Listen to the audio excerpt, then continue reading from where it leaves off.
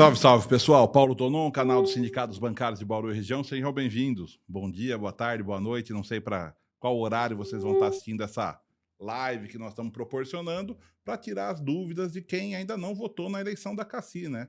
A eleição da CACI ela vai até segunda-feira agora, dia 25 de março. E a gente está apoiando aqui o Sindicato dos Bancários de Bauru e Região, apoiando a chapa 4 e 77. A chapa 4 para o Conselho Deliberativo da CACI e a 77 para o Conselho Fiscal. Quem a gente vai apresentar aqui é uma companheira nossa de longa data, que ela vai começar a introdução aí das propostas em relação à chapa 4, que é a Cris Garbinato.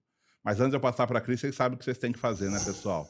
Se inscrever no nosso canal, curtir o nosso conteúdo e compartilhar essa live justamente para quem ainda não decidiu o voto ou ainda não votou, pôr a mão na consciência e votar em quem é independente de patrão, partido e governo. Vamos lá, Cris, tudo bem? Oi, boa noite, pessoal. Então, eu sou Cris Garbinato, estou concorrendo à diretoria de planos e relacionamento com o cliente na nossa CACI. E é um prazer estar aqui com vocês hoje, falando principalmente deste tema, né? O que a gente tem para trazer para os aposentados da CACI, qual é a nossa preocupação com os aposentados no nosso plano de saúde, na nossa caixa de assistência. E antes da gente começar a apresentar isso, né, eu queria falar para vocês que nós estamos aqui também hoje com a Maria Elisete, nossa candidata ao Conselho Fiscal, com o Ângelo e o Okada, nossos candidatos ao Conselho Deliberativo.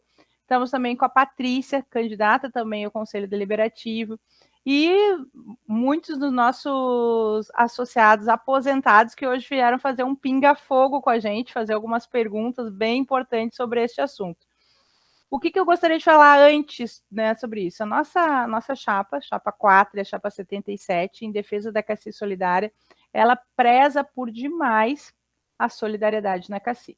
Então, este ponto, para nós, ele é primordial, até como a gente tem falado em vários locais, é a solidariedade que trouxe a CACI, ela foi criada através da solidariedade, é o que trouxe a CACI até aqui, e é a única coisa que nos garante a CACI por toda a vida, até o fim da nossa vida.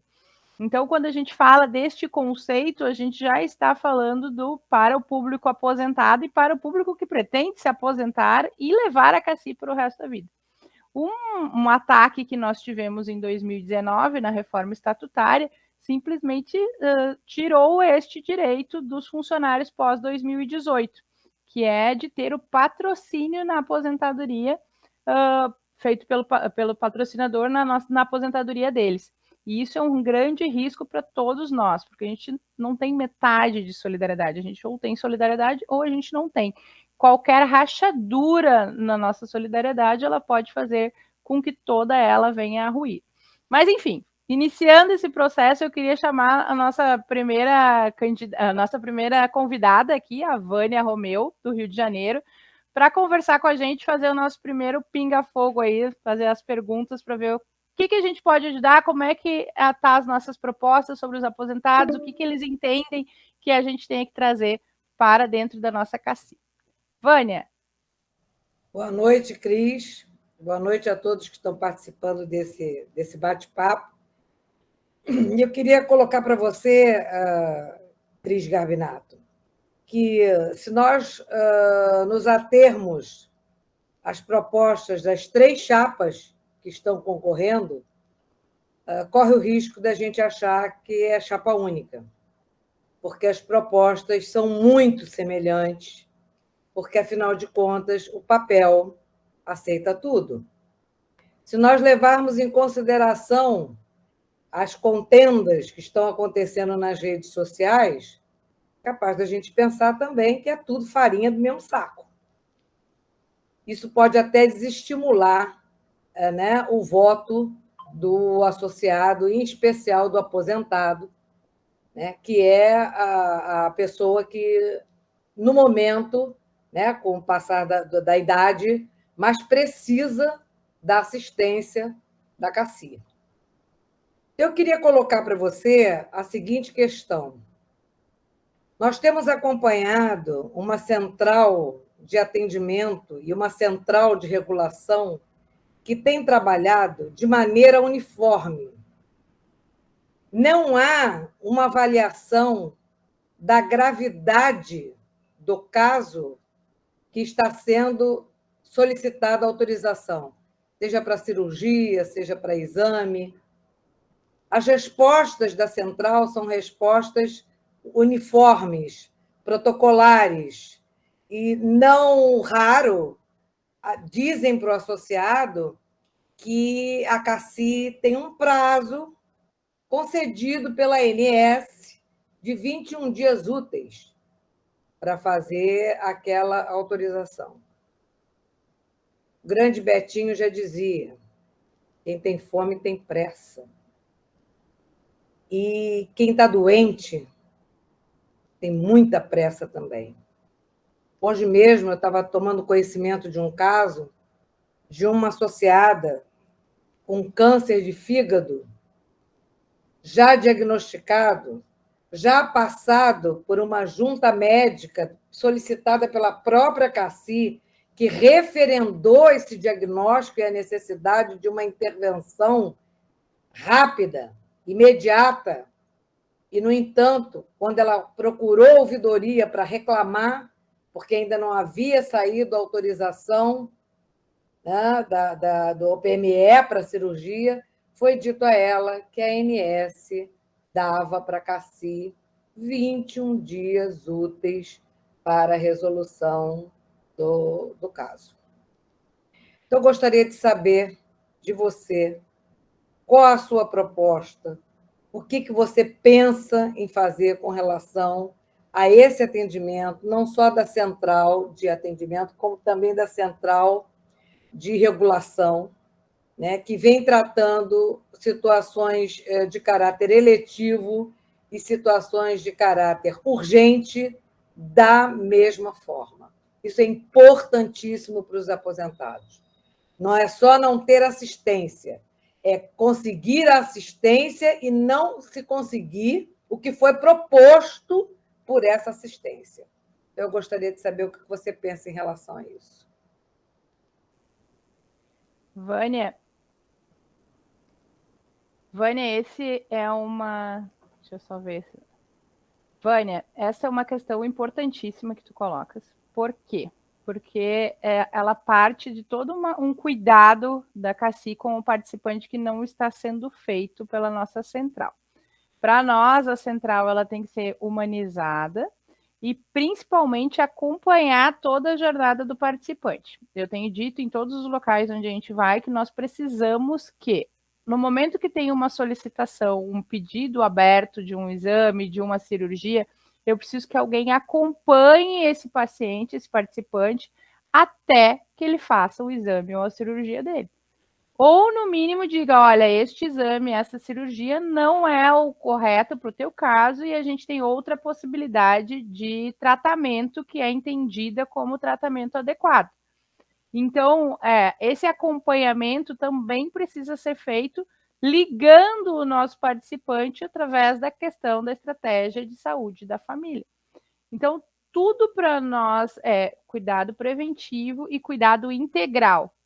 O participante simplesmente ligar para a central e a central dizer eu tenho 21 dias para te atender, não é o procedimento correto, nem para o participante, porque isso não é um bom atendimento, muito menos para a CACI, porque quanto mais ele adoece, mais recursos e mais tempo eu vou demandar para conseguir tratá-lo, porque a CACI vai ter que tratar ele de qualquer maneira. Se o adoecimento dele aumentar, o custo, até isso da CACI, aumenta.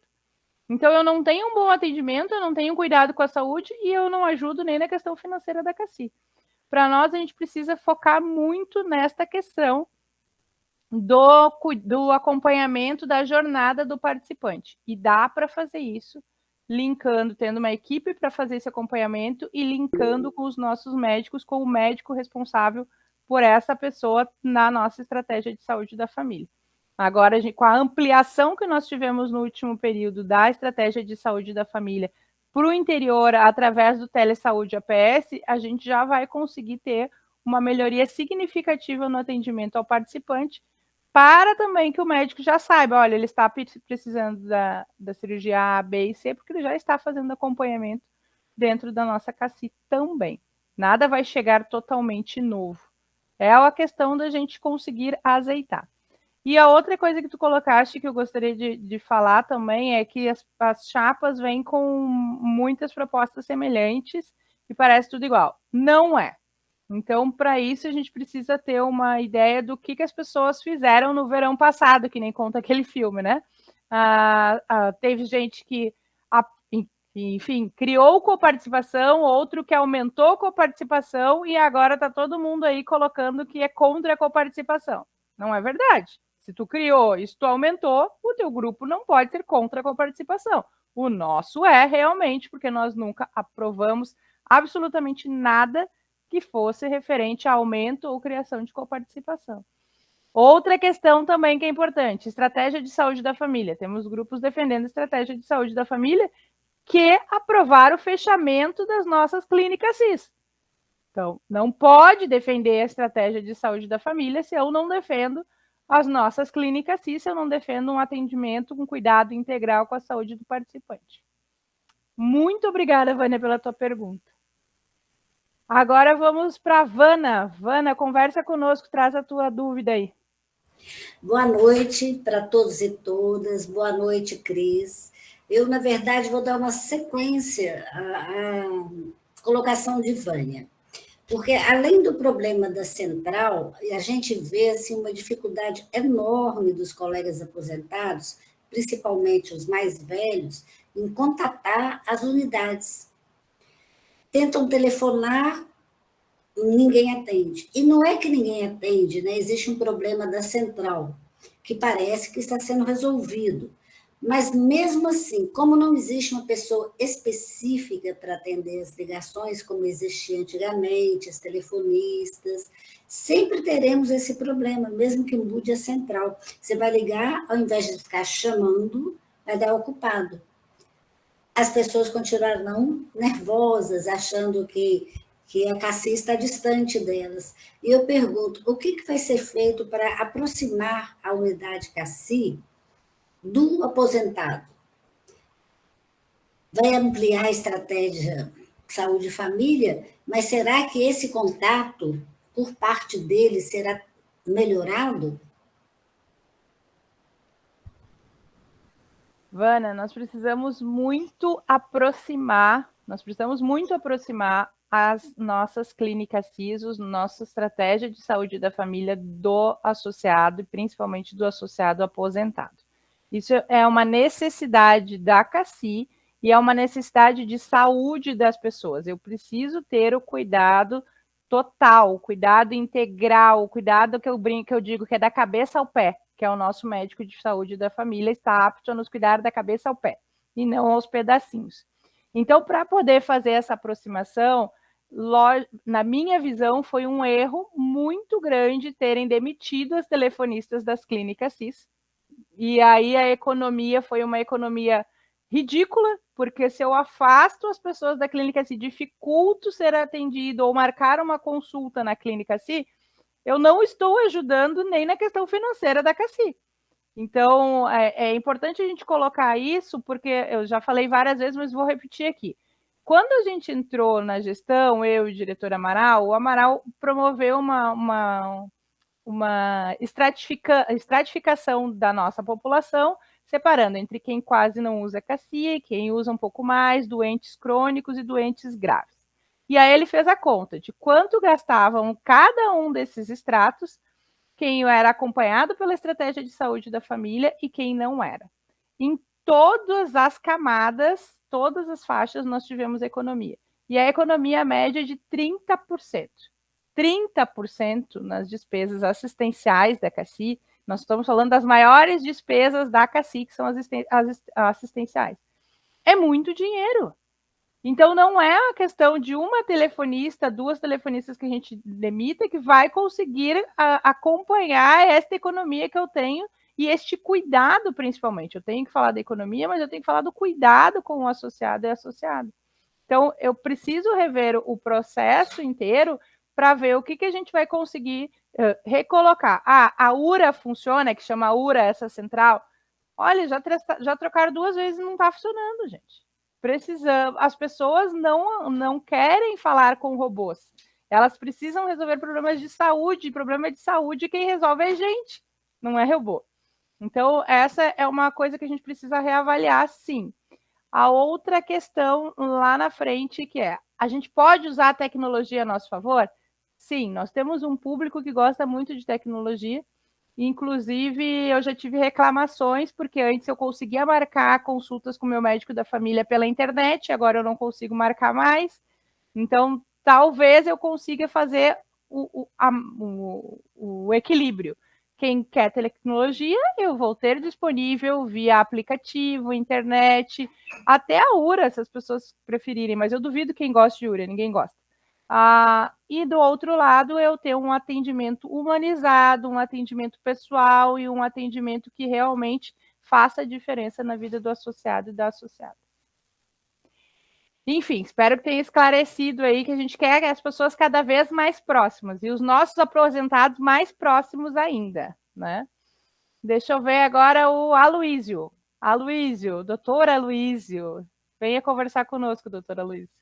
Boa noite, fico contente de estar aqui, porque acho que assim a gente ajuda a levantar alguns pontos de interesse de todos, né? Dos homens, das mulheres, de todos, enfim, que possam, nessa discussão, ter uma contribuição de quem tem uma trajetória de vida e nos dois lados da questão, como bancário e como médico do Banco do Brasil.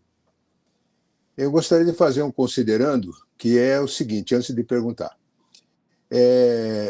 Os mais velhos, os aposentados mais novos, os mais velhos, acabam não tendo, na verdade, um conhecimento da CACI. O conhecimento deles é quando adoecem. Eles não têm no seu íntimo aquela formação de que é necessário cuidar da saúde desde a infância até a morte. Nós não podemos esquecer que grande parte da nossa vida foi dedicada ao nosso trabalho por 6, 8 horas dentro do Banco do Brasil. Eu tive a oportunidade, nesse tempo, de ver as duas faces da questão, face enquanto funcionário administrativo e enquanto médico. E o que eu percebi foi um número de pessoas que viviam, naquela época que eu fazia atendimento no banco, um alto grau, duas doenças eram prevalentes. A tenossinovite tinha muito, né? Que inclusive o Rio Grande do Sul foi o pioneiro em levantar essa questão, né? E, em segundo, a questão da doença mental. Né? São duas coisas que acompanham as pessoas e que não param. Não é que saiu do banco, aposentou e acabou. Pelo contrário, muitas vezes sai do banco e piora a situação. Né? São coisas que essas pessoas carregam, né? E pode ser resultado do próprio trabalho, doença relacionada ao trabalho, ou não. Né? Ou não.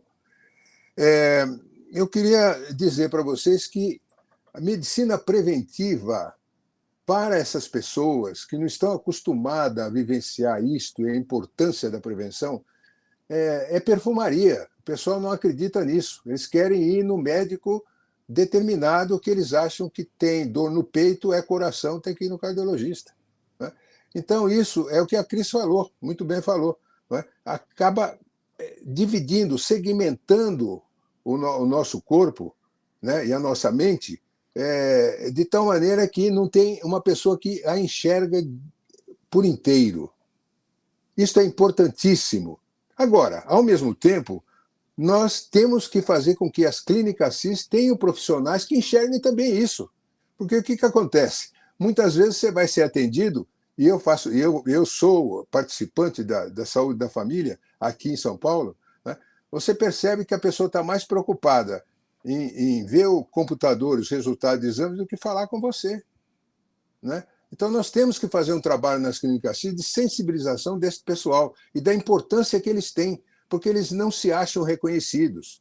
O médico neurologista, neurocirurgião, tudo bem, o cara é reconhecido, se acha reconhecido e é reconhecido. O clínico geral, ou médico de saúde da família, não tem esse sentimento. O sujeito se dedica e não tem esse sentimento, então precisa de um apoio, né? Eu gostaria de saber, para encerrar esses comentários, tem muito mais coisa para falar, mas para encerrar esse comentário, o que vocês acham de como fazer chegar ao aposentado essa questão de medicina preventiva? Porque não é só a consulta que se faz. A medicina preventiva se faz em todos os momentos da vida, desde a infância até a morte.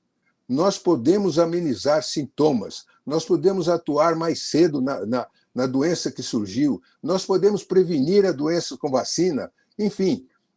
Por exemplo, vacina, a gente precisaria ter uma informação segura da CACI de que as vacinas são extremamente importantes. Por que nós não temos mais varíola? Por que nós não temos poliomielite?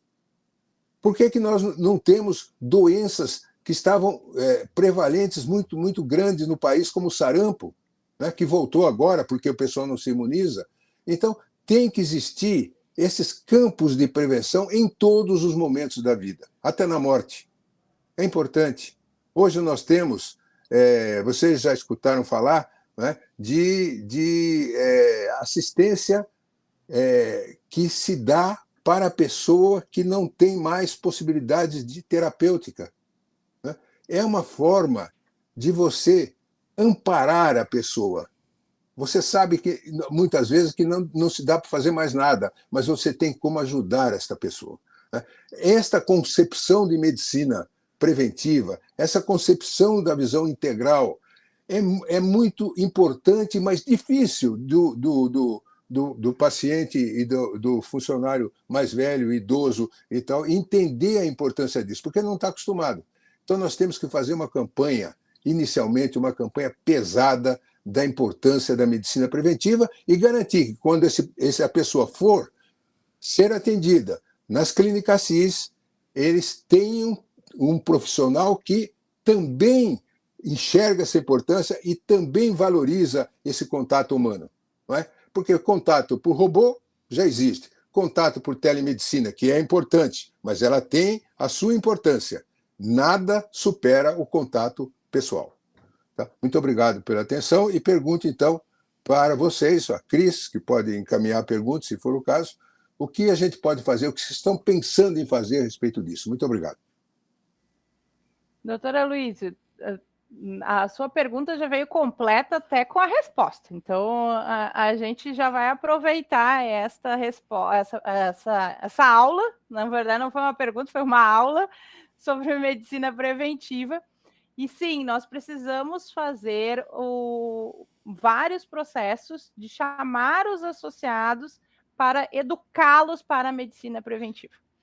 Sem isso, a gente não vai conseguir ter o resultado esperado que a gente quer, né? Que é o cuidado preventivo, que é o cuidado integral. Então, essas campanhas de conscientização são muito importantes. E infelizmente, a área que cuida da parte de comunicação da CACI, a gente não sabe que não é dos eleitos, ela é ligada à presidência, mas a gente sim tem na diretoria que fazer essa cobrança, inclusive já entregar pronto o projeto de conscientização, porque quem tem que fazer isso é a área de saúde, né, em conjunto com a área de relacionamento com o cliente, e entregar isso pronto para a presidência para já fazer a apresentação. E trazer para todo mundo. Concordo plenamente que a medicina ela é importante, a telemedicina ela é importante, mas também concordo que ela não é suficiente.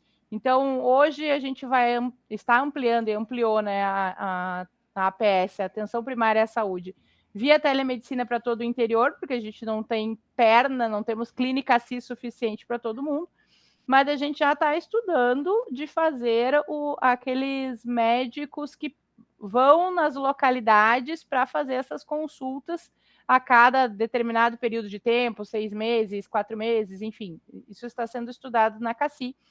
Por quê? Porque este médico também, ele vai estar na cidade A no dia 5 de dezembro. E aí a gente marca toda a agenda dele para falarmos com os aposentados, falarmos com as pessoas que estão naquela região, os dependentes, todas as nossas vidas da região, tentaram fazer daí esta conversa. E a outra questão, a outra ponta a gente tem sim que estar trabalhando sempre na qualificação dos nossos médicos de saúde da família. Isso é um investimento que precisa ser feito sempre, tem que ter um programa eterno para isso, porque a medicina ela evolui muito, então a gente sempre precisa que esses médicos estejam aptos a nos enxergar da cabeça ao pé e sejam os melhores médicos possíveis para que façam isso. Então, ao mesmo tempo que a gente tem que facilitar o ingresso das pessoas na estratégia de saúde da família, nós precisamos conscientizá-las sobre a necessidade do cuidado preventivo e também fazermos a qualificação dos nossos médicos. São vários pratinhos que nós vamos precisar encaminhar durante todo o período, e não é a minha gestão, a gestão do Amaral ou a gestão de quem for eleito. Isso tem que ser uma constante na CACI para o resto da vida. Então, os projetos que a gente fizer tem que ter uma constância, porque senão eles tendem a deixar de ser feitos, as pessoas acabam se acostumando. Última coisinha antes de finalizar, eu gostei muito que o senhor falasse sobre o cuidado paliativo. Eu já tive a oportunidade de ver vários projetos de cuidados paliativos, aqueles quando a gente já sabe que o participante, infelizmente, não tem mais tratamento. E aí eles melhoram a qualidade de vida do associado através do cuidado paliativo. A CACI, sim, precisa começar a trabalhar nesses projetos também internamente. Eu só vi isso em outras autogestões, vi em congressos, vi grandes projetos sendo feitos, muito bonitos, inclusive, e precisamos trazer isso, sim, para dentro da nossa CACI. Enfim, a nossa última participante da noite, a Sandra Miranda. Sandra, venha fazer a sua pergunta para o nosso pinga-fogo aqui. Boa noite a todos e obrigada pelo convite para estar aqui. É um assunto sempre revigorante. Eu fui presidente da Associação dos Pais e Amigos de Pessoas com Deficiência de Funcionários do Banco do Brasil e é quase inevitável que eu faça uma pergunta sobre esse tema. Nós temos uma população de colegas que são PCD significa pessoas com deficiência, ou que são pais, né, de dependentes PCD, às vezes há as duas condições. E também temos um grupo muito grande dos chamados neurodivergentes, um grupo de funcionários do Banco do Brasil que tem se reunido, conversado sobre o tema, e tem uma expectativa desse grupo de, enfim, de avançar nos benefícios para esse segmento. Se usar a busca da CACI para achar um credenciado já é difícil em diversas situações, ou porque a cidade é pequena, não tem médico, ou porque não tem a especialidade, ou tem o caso das cidades turísticas, que às vezes tem um monte de gente ali, tem um problema, você não tem para onde correr. Se isso já é complicado pelo nível de descredenciamento que existe, imagina para uma família que precisa buscar um profissional específico para atender uma pessoa com deficiência, ou até mesmo para iniciar o processo de pesquisa, de busca de um diagnóstico, né? Então, é muito complicado, a família fica naturalmente muito perdida.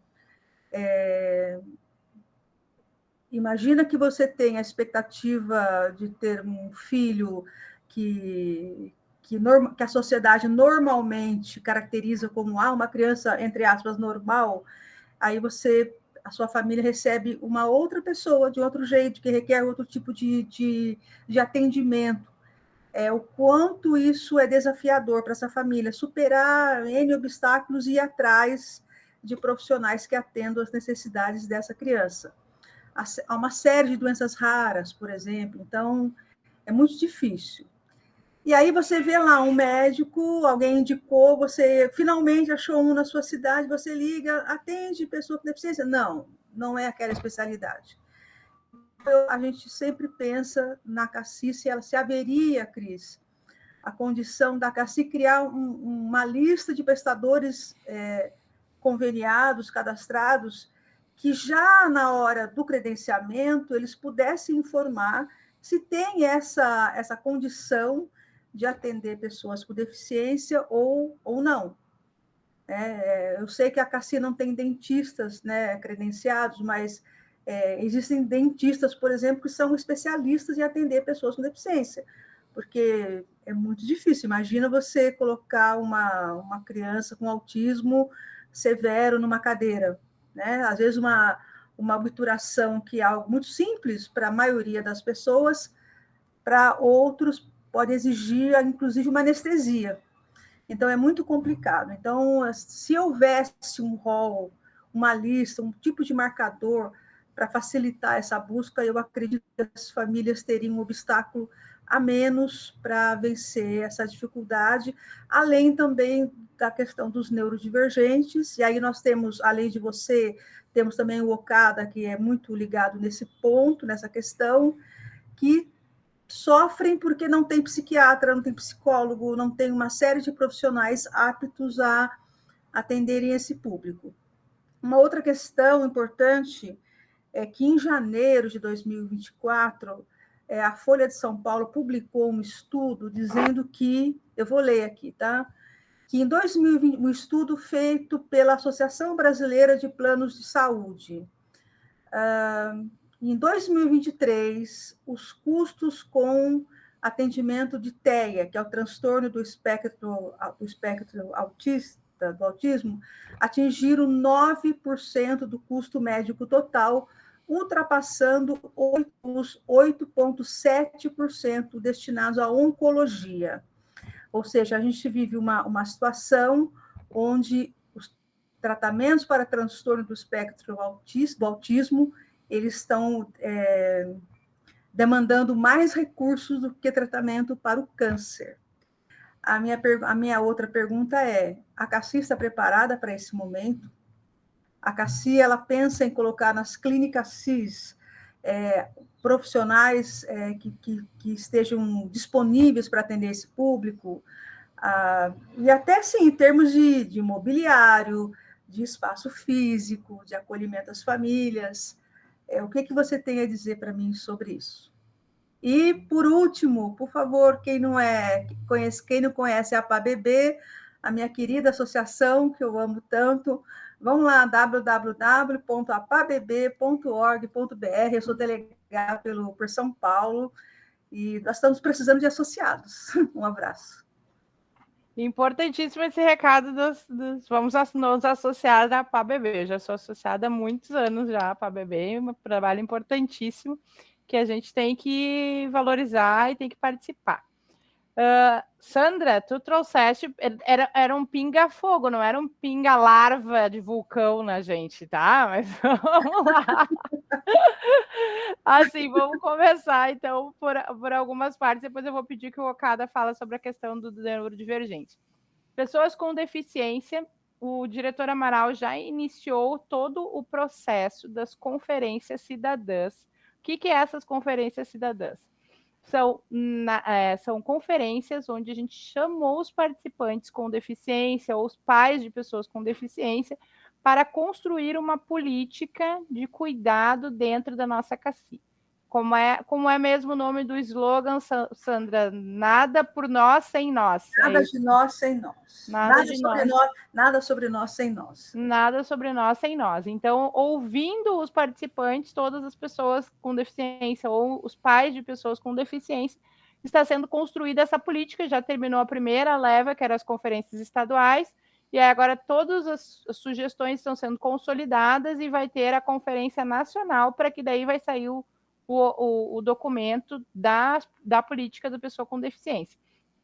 Isso, daí, deste processo também nós vamos ter a questão das linhas de cuidado, e essa questão que tu coloca, Sandra, que é muito importante. Quando a gente tem lá a lista dos credenciados, eu preciso saber quais são as especialidades dessas pessoas. Trabalha com pessoas com deficiência, está apto a fazer tratamento de pessoas com outras situações, neurodivergentes, enfim. Trabalha até com criança. Nós temos dificuldades, às vezes, de achar profissionais que atendam crianças. Então, endócrino, pediatra, difícil, muito difícil. Então, o início do processo da linha de cuidado para pessoa com deficiência já foi dado pelo diretor Amaral.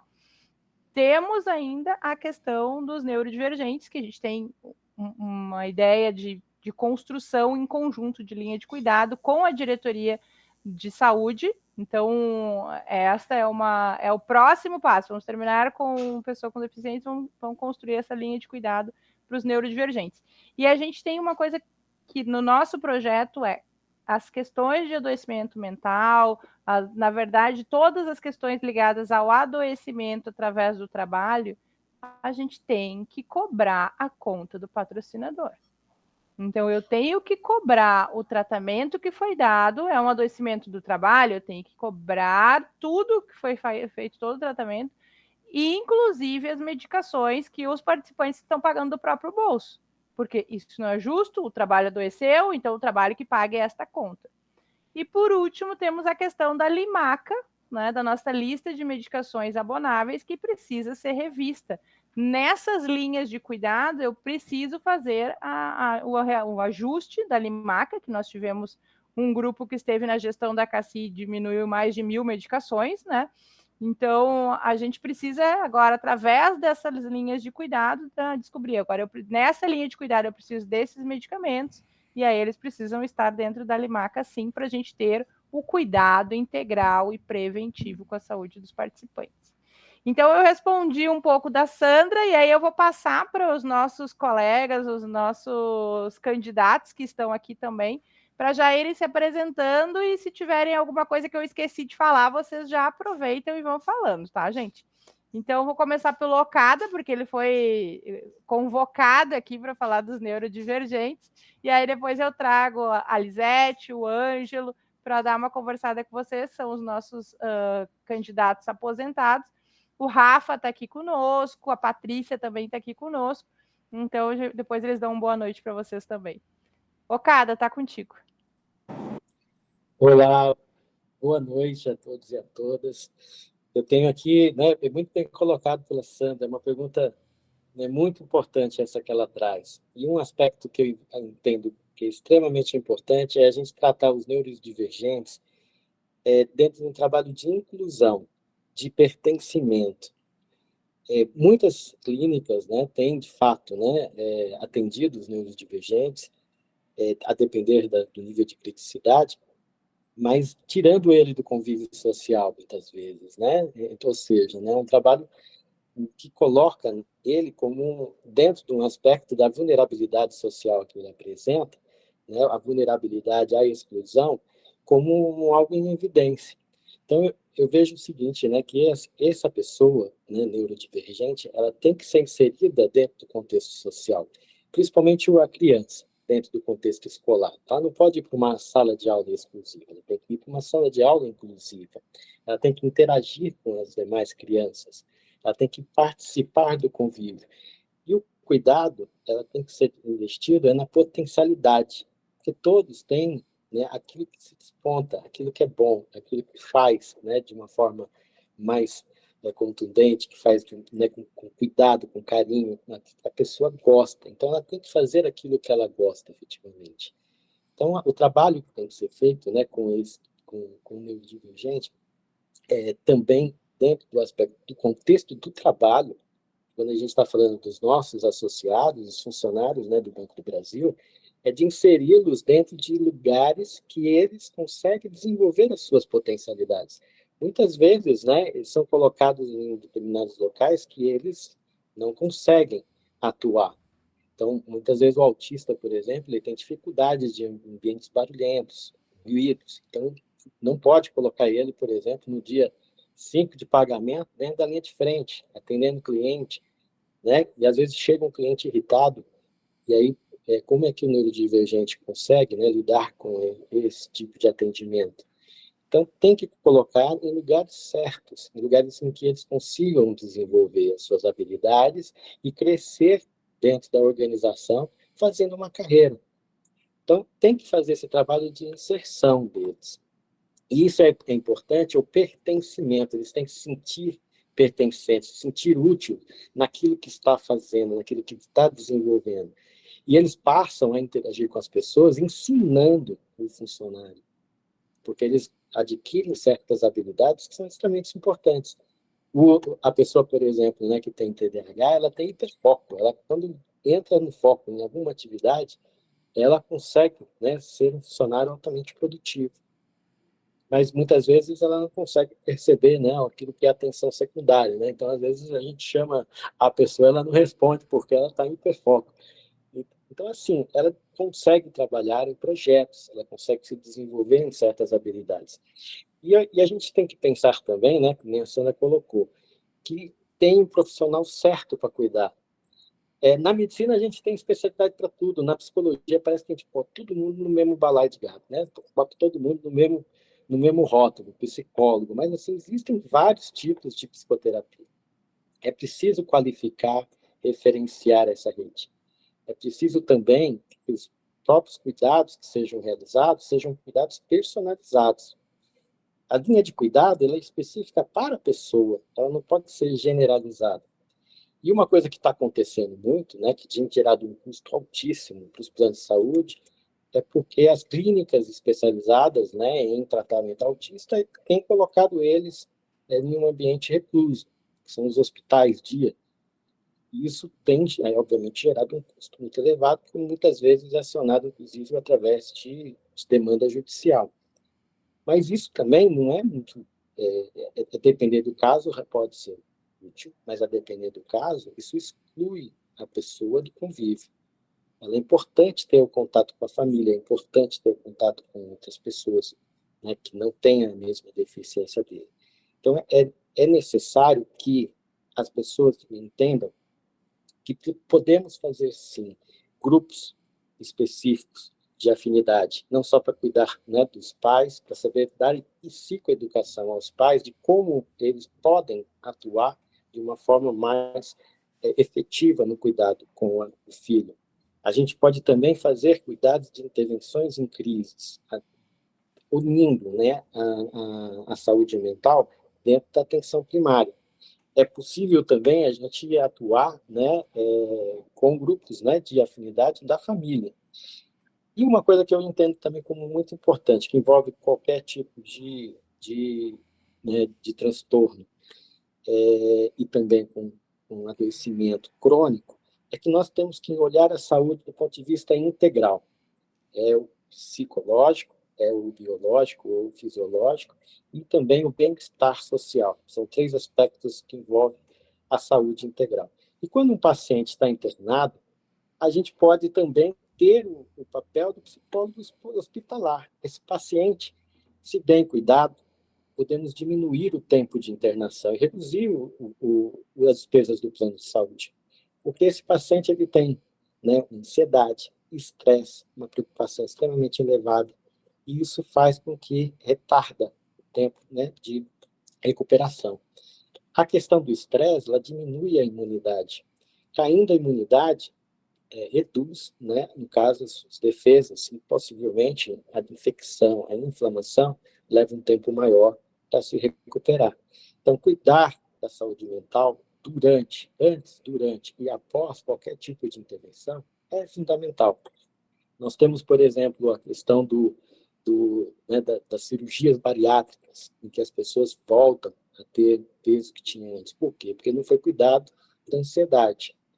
Então, é necessário ter um acompanhamento, cuidado em todas as fases, né? Como a Cris bem colocou. Ela falou assim, né, que as outras chapas falam muito de atendimento humanizado. O que a Cris coloca é que o cuidado ele tem que ser efetivo, né, durante toda a jornada. Nós estamos falando disso, que é um atendimento humanitário. Humanizado, muitas vezes, é o mel nas palavras. O que nós estamos propondo é um atendimento humanitário, é cuidar bem cuidado em todas as fases do processo. Envolve, né, o ciclo de vida, né, do adoecimento, que é desde o sintoma até a recuperação. E nós temos que lembrar também, né, de que essa questão de atender prazo... 7 minutos. Tá, eu vou concluir então.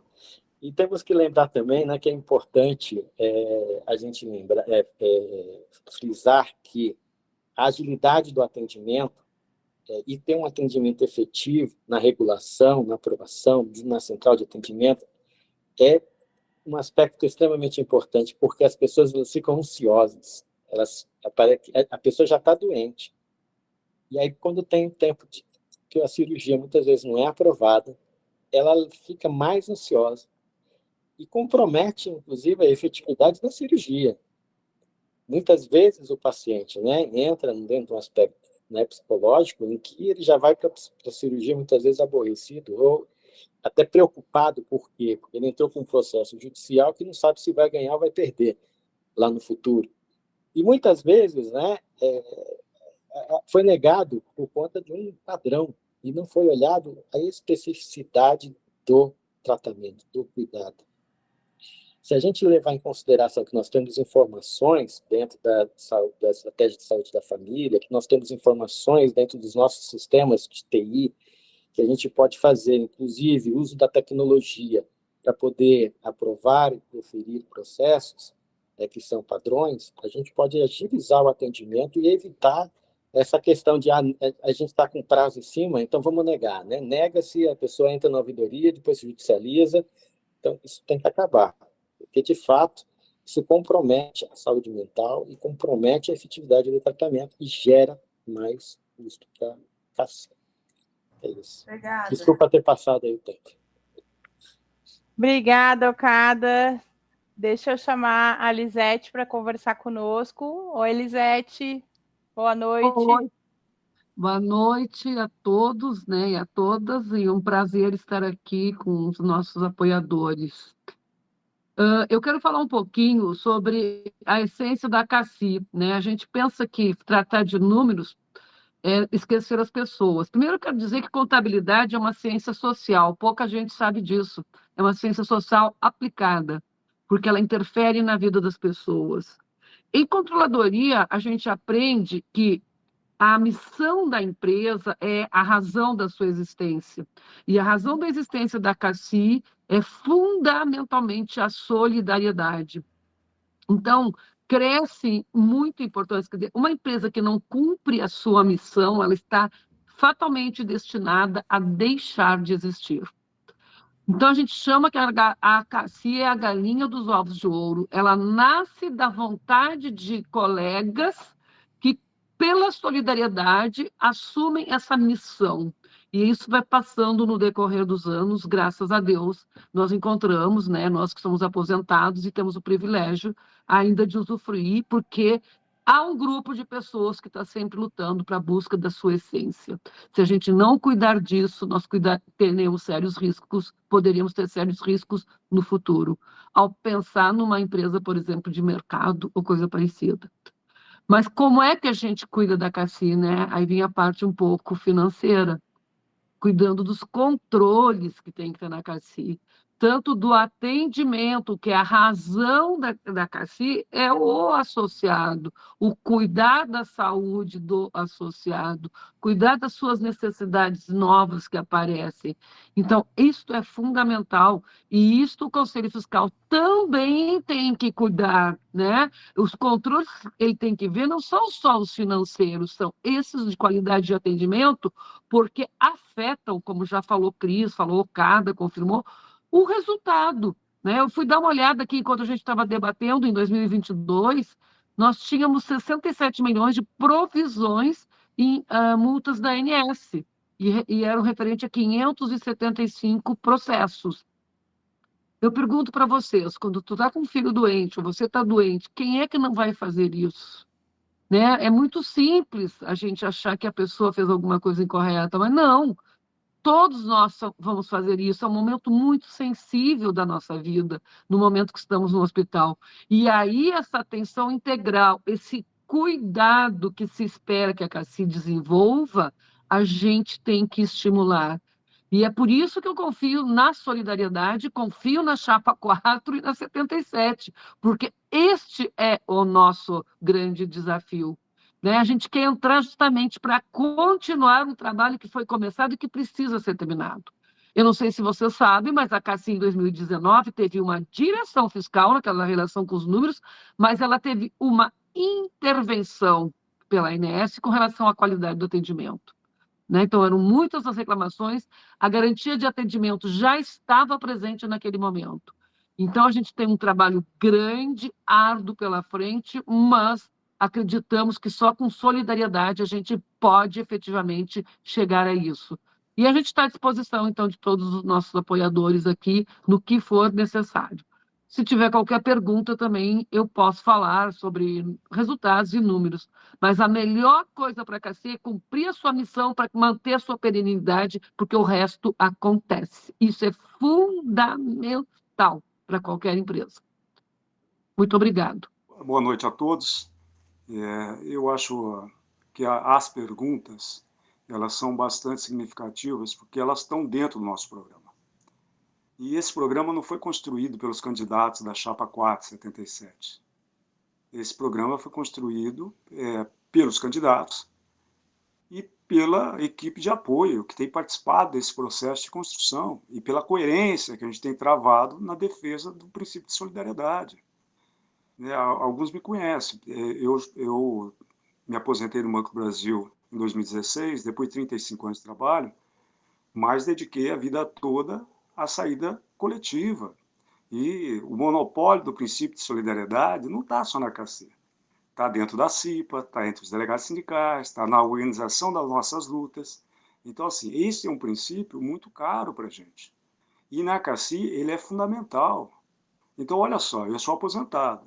Quando a gente se aposenta, a gente põe na balança o que nós vamos perder. E também colocamos na balança o que nós vamos ganhar. E uma parte vale alimentação, é significativo para um setor de bancários que tem uma massa salarial baixa. O próprio PLR é outra coisa que o colega coloca. E com essas mudanças estatutárias, o aposentado é o que mais é atacado. Então, quem mais vai ter que passar por procedências, por médicos e tal, são as pessoas que se envelhecem, é normal, ciclo natural da vida. Então, entra com participação, depois tem outro setor que aumenta com participação, agora introduz os dependentes, e agora querem quebrar, o banco pelo menos quer quebrar o pacto geracional, que não vai entrar mais ninguém. Então, se é isso que o banco pretende, a CACI, enquanto CACI, deixará de existir, nesse princípio que nós estamos defendendo. Então, eu me sinto bastante contemplado, eu acho que as perguntas aí foram bastante adequadas, eu acho que as respostas estão de acordo. O meu tempo aqui é bastante pequenininho, mas eu acho que esse bate-papo aqui põe em foco o que nós defendemos e a luta que nós vamos travar caso a gente seja vitorioso às chapas 4 e 77 em defesa da CACI Solidária. Muito obrigado. Excelente, Ângelo. Muito obrigada pela participação de todo mundo. Tonon, muito, muito, muito obrigada por nos receber hoje, esse papo fenomenal. E as chapas em defesa da CACI Solidária estão aí sempre que forem chamados para a gente trazer o nosso programa, discutir CACI. Eleitos ou não eleitos, a gente continuará sempre essa luta, porque a CACI é nossa, a CACI precisa que a gente esteja sempre atento a ela. Um beijo para todo mundo.